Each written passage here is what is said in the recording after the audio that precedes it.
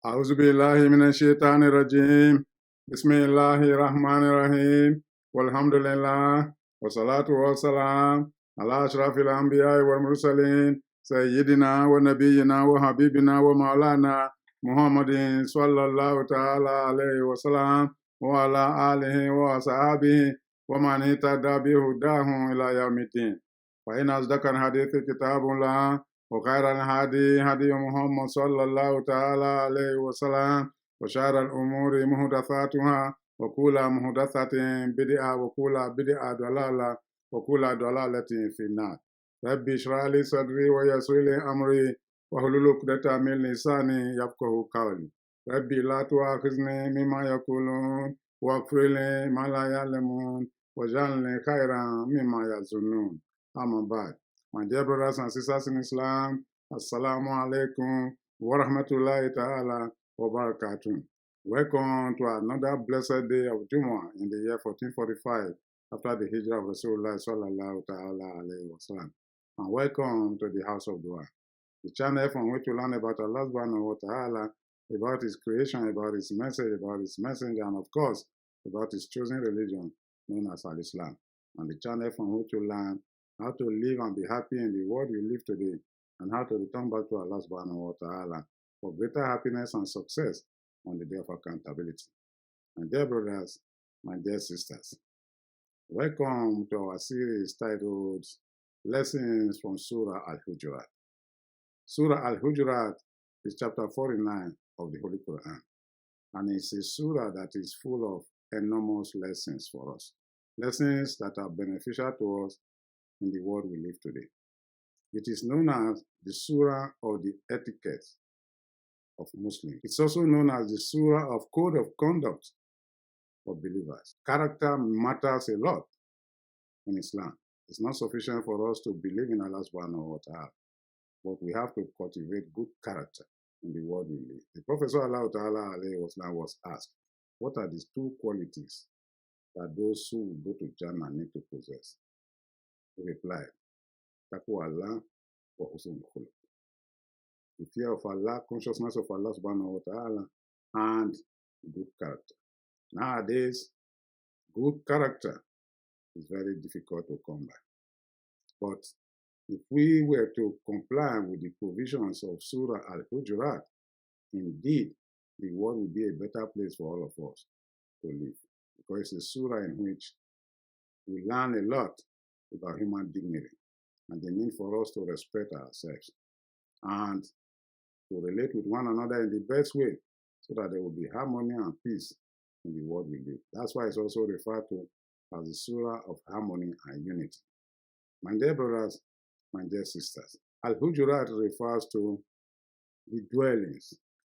Within the context of the Surah, we're talking of the dwellings or the inner chambers and the apartments of the Messenger of Allah, Muhammad sallallahu ta'ala alayhi wa sallam. By implication, we're also talking about how we should run our own dwellings and our inner chambers, and how we should treat those who are with us, under our authority, or those who are above us, how we can relate to them. It's a surah like no other surah. Every day of our lives, we make choices out of several alternatives available to us.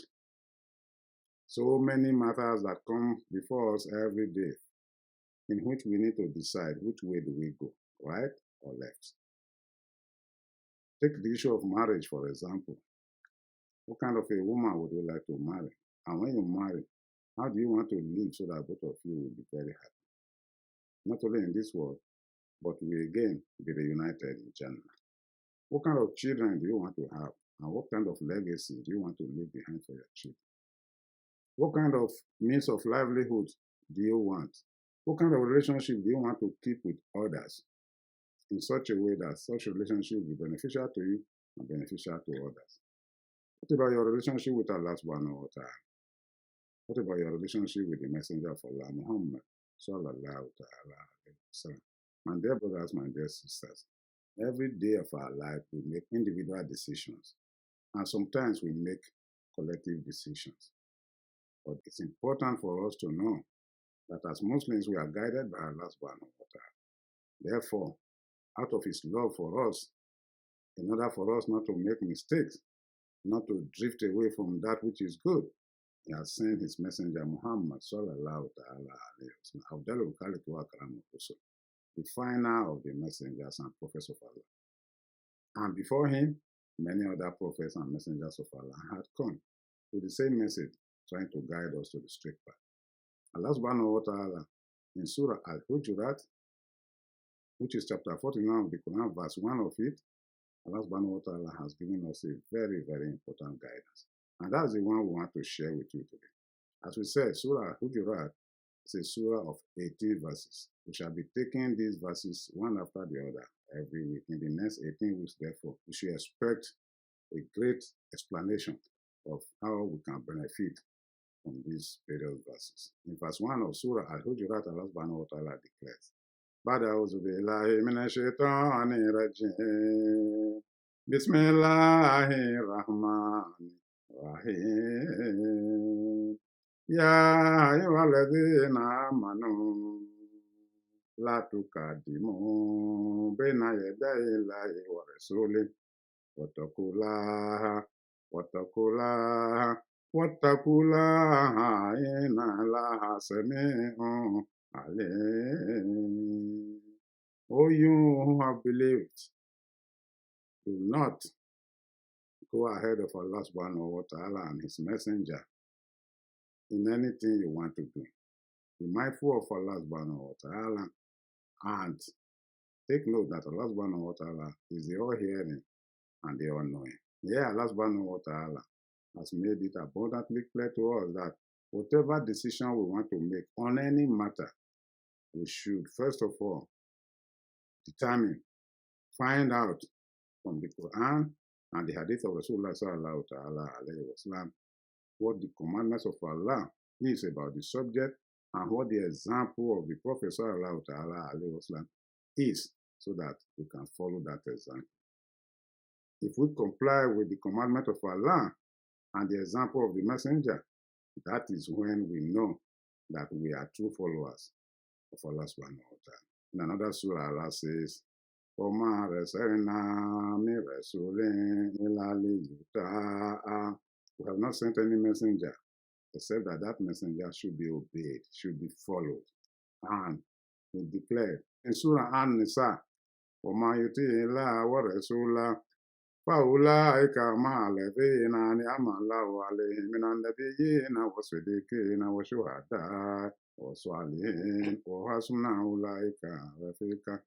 Whoever obeys Allah's commandment and follows the example of his messenger Muhammad sallallahu ta'ala alayhi wa sallam, that is one of those loved by Allah subhanahu wa ta'ala. Such a person will be elevated to the highest level in Jannah, level that the prophets, the truthful ones, those who sacrifice their life for Allah subhanahu wa ta'ala for the sake of Allah, and those who are righteous are going to be placed on the day of accountability. If you want to be in that companionship, that is an excellent companionship. That's an excellent companionship. I give you an example. The last statement made by the prophet before he passed away was amazing. He was struggling for life. The angel of death was already in front of him. And Allah subhanahu wa ta'ala sent Jibril alayhi salam immediately to give him an offer. Ya Muhammad, if you choose to stay in the life of this world, we shall give you everything in the life of this world. Or if you choose to come to Akhirah, then we shall give you Arafikul Al. That is the highest companionship in Jannah. Aisha radiallahu anha said, initially he saw the prophet struggling for life. And all of a sudden he smiled. Then she asked the prophet, what is going on? The prophet said, Jibril alayhi salam had just been sent to me. And I've been given two offers. To either remain in dunya and own everything in it, or to go back to Allah and be offered the gift of being one of the companions at the highest level of Jannah. And I have chosen to be among the companions in the highest level of Jannah, known as Arafikul Al. So he began to mention this statement. Those were the final words of the prophet. Arafikul Al, Arafikul Al, Arafikul Al. And he passed away. My dear brothers, my dear sisters, may Allah keep us with Him on the day of accountability in Arafiqul. But you cannot gain that position unless you obey the commandments of Allah and the example set by Muhammad sallallahu ta'ala alayhi wa sallam. That's why Allah says, وَمَنْ يُطِيعِ اللَّهَ وَرَسُولَهُ فَأُولَٰئِكَ مَعَ الَّذِينَ أَنْعَمَ اللَّهُ عَلَيْهِم مِّنَ النَّبِيِّينَ وَالصِّدِّيقِينَ وَالشُّهَدَاءِ وَالصَّالِحِينَ وَحَسُنَ أُولَٰئِكَ رَفِيقًا. Whoever obeys Allah's commandment and follows the example of His Messenger Muhammad sallallahu ta'ala alayhi wa sallam, that person will be among those in the highest level of Jannah, which means that seeking out what Allah subhanahu wa ta'ala has commanded on any issue and the example shown to us by Muhammad sallallahu ta'ala alayhi wa sallam is nothing but obedience to Allah subhanahu wa ta'ala and the example of the Messenger. And that is a pathway to entering Jannah and of course getting the highest level of Jannah. This is how important this verse is. That is why preceding Allah or going ahead of Him and His Messenger in any decision is an important matter that all of us need to pay attention to. Allah subhanahu wa ta'ala says, we will not precede Allah and His Messenger in any matter, be it in marriage, be it in burial, be it in graduation, be it in any other aspect of life, as I've already listed. We need to find out what Allah subhanahu wa ta'ala has commanded. My dear brothers, my dear sisters, let's look at the time this revelation was revealed and why it was revealed so that you can see how important it is. One day, a group of people known as Banu Tamim, they accepted Islam. And the Prophet sent for some of their leaders to come to Medina for training on the new rules and regulations revealed in the Quran. So they came. But after their stay, they were about to go back to the community. The Prophet decided that they need to appoint a leader who will lead the people. He had not even made a decision on who that leader would be. So Sayyidina Abu Bakr and Sayyidina Umar radiallahu anhuma sat at the outer parlor of the Holy Prophet Muhammad sallallahu ta'ala alayhi wa sallam, and they were discussing this matter. So Sayyidina Abu Bakr radiallahu anhu made a suggestion that a man known as Ka'ab ibn Ma'abad should be the leader because he had good qualities. But Sayyidina Umar opposed him. And told Sayyidina Abu Bakr, no, I would rather recommend Al-Aqra ibn Habis. This one became an argument between them. In that process, they were already preceding Allah subhanahu wa ta'ala and the messenger. The messenger has not told them who the leader is going to be. Allah has not given guidance or blessing to any of the person to be appointed as the leader. But this one was already having a preference, and this one was already having a preference. So that amounted to taking steps ahead of Allah subhanahu wa ta'ala. That's why Allah subhanahu wa ta'ala revealed this verse to caution that under any circumstance, on any matter, you have to wait for Allah's commandment before we make any decision. What it means, therefore, is that we have to go by the Quran and the Sunnah of Rasulullah sallallahu ta'ala. Are you waiting for Allah subhanahu wa ta'ala to come from the heaven to tell you this is what you need to do? No, He has already sent the message. Are you waiting for the Prophet to rise from the grave to tell you the right way to go? No, He has already lived His life and set the example for us. Ours now is to go by those examples. When this verse was revealed, guess what? The Sahabas heard about it, all of them. They decided to understand the implication of this verse. And they told themselves, this verse means that under any condition, they must not precede the Prophet sallallahu ta'ala. Whether it means walking along the road with them. You know, that time, movement was by the use of the legs. So they decided that it would be a sin on anybody when they are walking to walk in front of the messenger. Instead, they would rather stay behind the messenger. They also decided when it comes to a matter of eating, it's important that they should let the Prophet start eating first before they themselves will eat. The same thing when it comes to praying, it's important that they must follow the example of the messenger. What about asking questions in the midst of da'wah? They decided that under no circumstance they will not ask the Prophet any question while he's speaking unless at the end of the presentation. All these become the benchmarks for achieving this idea of ta'at, that is obedience to Allah subhanahu wa ta'ala. So, Mufassirun and other scholars in Islam have agreed that these same benchmarks that apply to the Prophet, by which the Sahabas of the time honor the Prophet, also apply to the scholars of today. Since the scholars of today are the inheritors of the duties the Prophet left behind. In one of the hadith of the Prophet sallallahu alaihi wasallam was quoted as saying, "Al-ulama'u warasatul anbiya." Those who have knowledge in society, knowledge of the deen, of the Quran, of the hadith, they are the ones who inherited the prophets. Therefore, we all know that the prophets were entitled to. Those who are scholars of today, the imams and others, are entitled to the same honor. And by the same implication, those who are in authority over you, whether in the classroom or anywhere, they are entitled to similar honor. This is why it is a thing of etiquette for all of us. For example, you go out and there is a presentation being done by an Islamic scholar, preaching. At the middle of it, you see people raising hands, say, I want to ask a question. That's rudeness. The same thing with a student in the class. Unless the teacher gives an opportunity for people to ask a question, it is out of rudeness for you to, in the midst of the speech of the teacher, for you to jump up and say you have a question to ask, because you disrupt his thought pattern at that time. The same thing when we are praying, and Imam is leading you in prayer, it's a very big, in fact, it voids your salah if you go ahead of Imam. You are supposed to wait for the Imam to rise before you rise, or bow before you bow, or prostrate before you prostrate, or remove hair from prostration before you remove hair from prostration. You didn't hear Allahu Akbar from the voice of the Imam, you remove your hair from the prostration, you are wrong. It applies to every aspect of the society. As I've stated, the Sahabas would like the Prophet to walk ahead and they walk behind him. Therefore, if you are going to the masjid with your Imam, why will you walk in front of the Imam instead of walking behind? Abu Darda radiallahu anhu was walking side by side with Sayyidina Abu Bakr radiallahu anhu one day, and the Prophet noticed them that Abu Darda was taking 2 or 3 steps ahead of Sayyidina Abu Bakr. He threw Abu Darda's clothes back. Say, why are you walking in front of the one who is better than you in this dunya and the akhirah? You know that Sayyidina Abu Bakr had qualities that no other one had. And that's why the Prophet named him as Siddiq, that is, the man of truth. My dear brothers, my dear sisters, it's important, therefore, for us not to precede Allah. We must consult Allah, seek His counsel in all that we want to do. But there's something important relating to this verse that I want to discuss with you today.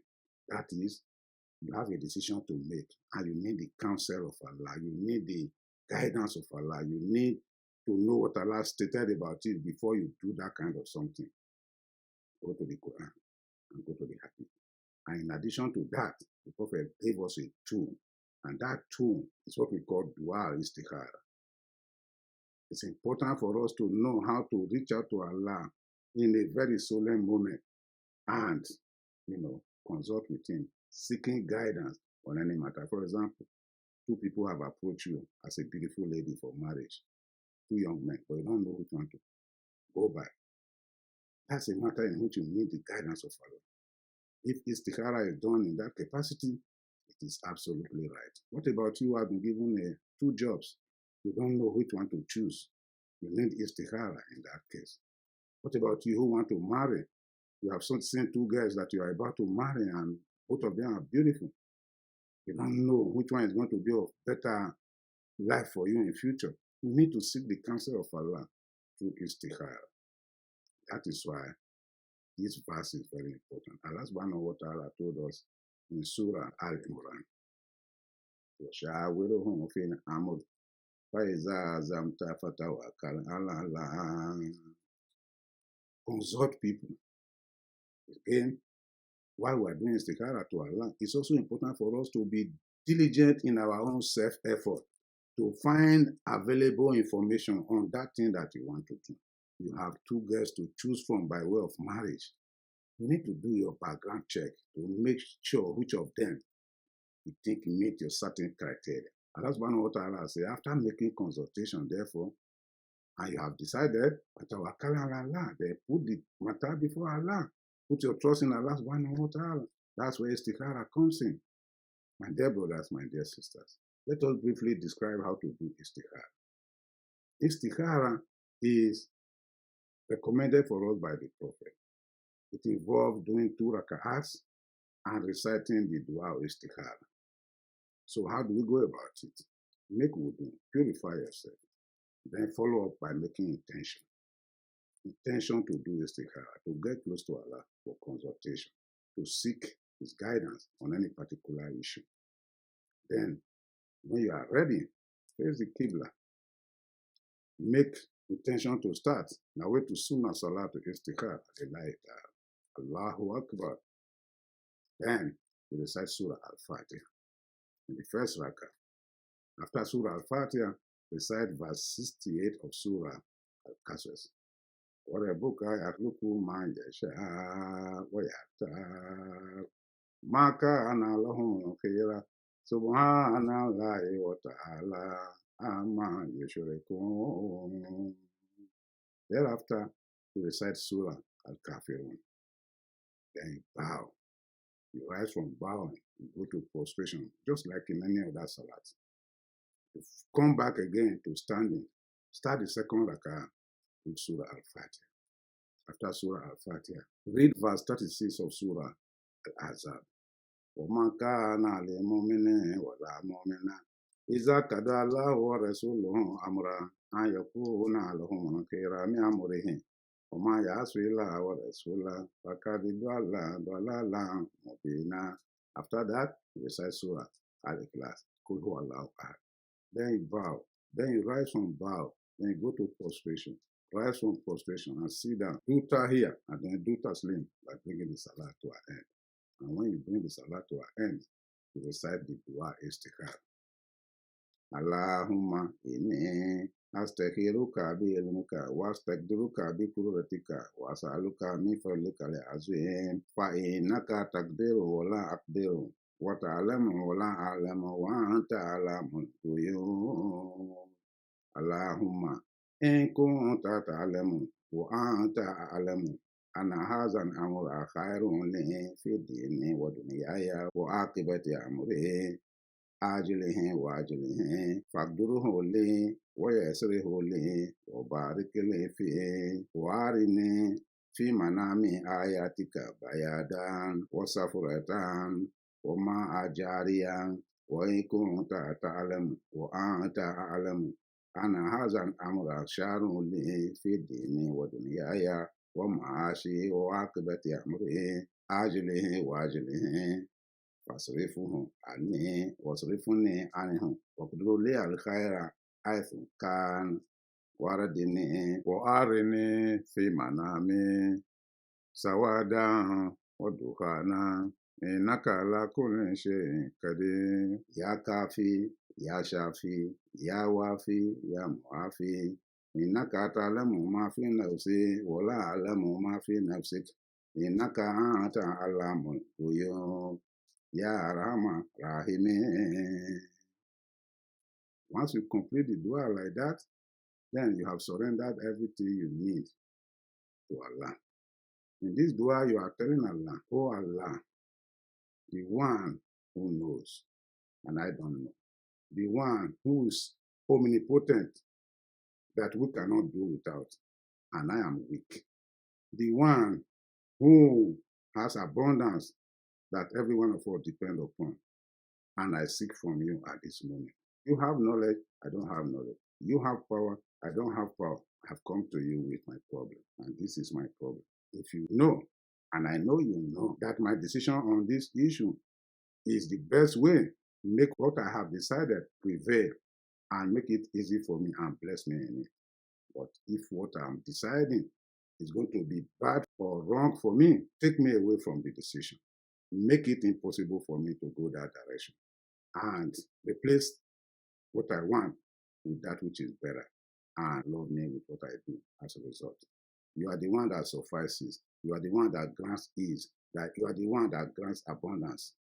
There is no other God but you, the most merciful of those who show mercy. The other aspect of this dua is requesting Allah subhanahu wa ta'ala to manifest signs of the right way to go to you while you go to sleep. You tell Allah, if the decision I'm about to make is the right decision, then show me any of your signs, such as something white, or yellow substance, or water, or river that is flowing. All this represent goodness. And if my decision is not going to result in good outcome, then show me among your signs something like fire or smoke. So whichever one of these you see in your sleep, therefore, it is a manifestation of the direction that Allah subhanahu wa ta'ala wants you to go. There is no consensus among scholars about this part of the dua, but some scholars recommend that we should state so that we know exactly the direction Allah wants us to go. Other scholars say no, the other dua, without this specific demand, is sufficient. So whichever one you go, you have not done anything wrong. This is a tool the Prophet has taught us. Jabir ibn Abdullah radiallahu anhu stated that the Prophet sallallahu ta'ala alayhi wasallam was frequently instructing and advising them not to proceed into any matter without seeking the counsel of Allah through Istikhaarah. And they were always doing it. My dear brothers, my dear sisters, not many of us are very good in Istikhaarah. Therefore, if you are not good at it, you could ask the alim in your area to do Istikhaarah for you on any matter in which you want to make a major decision. It's very helpful to us as Muslims. This is not the same thing as going to Babalawo or Jadu makers or some marabouts and saying, forecast future for me. That one is a wrong process. The future belongs to Allah subhanahu wa ta'ala. The unseen belongs to Allah subhanahu wa ta'ala. We are not allowed to probe into the unseen. But in this case, you're asking for Allah's guidance, going by the Sunnah of Rasulullah sallallahu ta'ala alayhi wa sallam. You're asking Allah to guide you into making the right choice out of alternatives that are available to you. You ask Allah to accept our Istikhaarah, take shaitan away from our lives, and take our lives far away from shaitan. Subhanallah wa bihamdi, subhanaka Allahumma bihamdik, nashhadu an la ilaha illa anta nastaghfiruka wa natubu ilayk.